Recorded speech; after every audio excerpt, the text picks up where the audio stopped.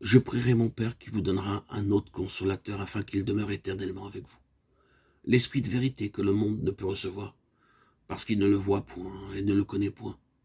Mais vous le connaissez, parce qu'il demeure avec vous et qu'il sera en vous. Jean 14, 16, 17. Il sera en vous. Par ces 4 mots, notre Seigneur prédit l'invitation de l'Esprit Saint en l'homme, ce mystère insondable qui devait être le fruit et le couronnement de son œuvre de rédemption. C'était pour cela que l'homme avait été créé. C'était pour cela que le Saint-Esprit avait en vain contesté avec l'homme dans les âges précédents. Genèse 6, 3. C'est pour cela que Jésus vivait sur la terre et qu'il allait mourir. Sans cette habitation de l'Esprit en l'homme, le but du Père n'aurait pas été atteint. Et si la parole de Jésus à ses disciples avait produit jusque-là si peu de fruits, il faut l'attribuer à ce que l'Esprit n'habitait pas encore en eux. À peine leur maître leur en avait parlé,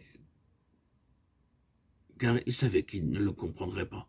Mais alors, à la veille de les quitter, il leur révèle ce divin secret, leur disant qu'après lui, ils seront consolés de son absence par une bénédiction plus grande encore que ne l'était pour eux sa présence corporelle. Il leur annonce qu'un autre viendra demeurer éternellement avec eux, qu'il sera en eux, et que par là, ils seront préparés à le recevoir, lui et le Père.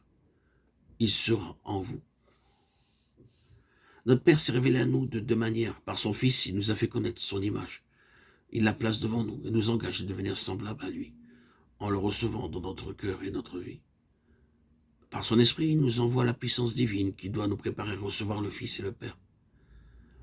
L'économie de l'Esprit dans laquelle nous vivons actuellement exerce son action sur notre vie intérieure, tandis que pendant l'économie précédente, celle du Père et du Fils, depuis la création de l'homme jusqu'à la naissance de Christ, c'était plutôt par des moyens extérieurs que Dieu parlait à l'homme.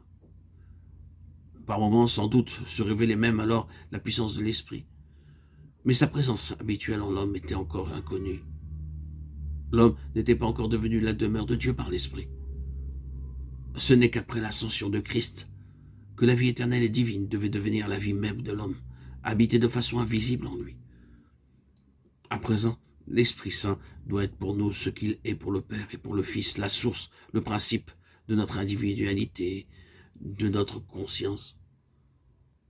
Il doit réellement être un avec nous, et par cette union intrinsèque, demeurer en nous tout aussi intimement que le Père demeure dans le Fils, et le Fils dans le Père.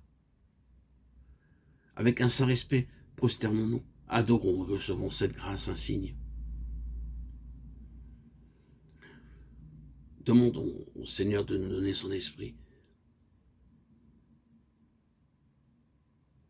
Laissons l'Esprit Saint venir en nous. Renonçons à toutes ces activités mondaines qui étouffent le Saint-Esprit.